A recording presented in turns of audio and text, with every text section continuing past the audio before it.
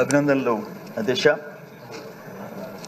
ఒకటి 1996లో 1996లో మీరు ఎంపీగా ఎలక్ట్ అయినారు. ఆవిడ మినిస్టర్గా రిజైన్ చేశారు. అక్కడ బై ఎలక్షన్ వచ్చింది. ఆ 20 days మా నాయకుడు చంద్రబాబు నాయుడు గారు మీ నర్సీపట్నానికి నన్ను గురిజాల శ్రీనివాస్ గారిని ఇన్ఛార్జ్ చేశారు. సో అప్పుడు ఫ్యామిలీతో కూడా అటాచ్మెంటు, మీరు మమ్మల్ని హోస్ట్ చేసింది అన్నీ మర్చిపోలేం.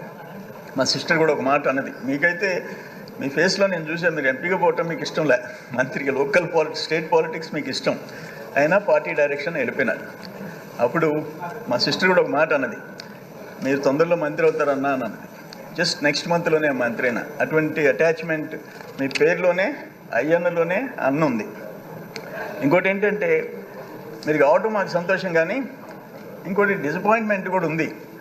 మీరు ఇక్కడ కూర్చోవటం, వాళ్ళు పారిపోవటం, వాళ్ళు మొఖాలు చూడాలని మాకు ఎంతో కోరిక ఉన్నది శాసనసభలో. ఈరోజు అడ్రస్ లేకుండా పారిపోయే పరిస్థితి మనం చూస్తున్నాం.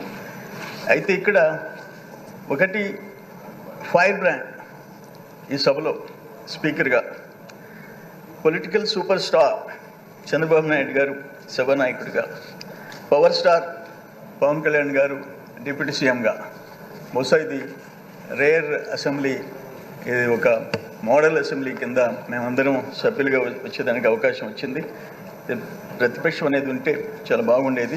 అక్కడ కూర్చోకుండా వాళ్ళు వెళ్ళిపోవడం మాత్రం అందరినీ నిరుత్సాహపరిచింది. మీరు శాసనసభ స్థానాన్ని అలంకరించడం మా అందరికీ నిజంగా సంతోషం అని మీ అందరికీ అభినందనలు తెలియజేస్తున్నాను. నమస్కారం.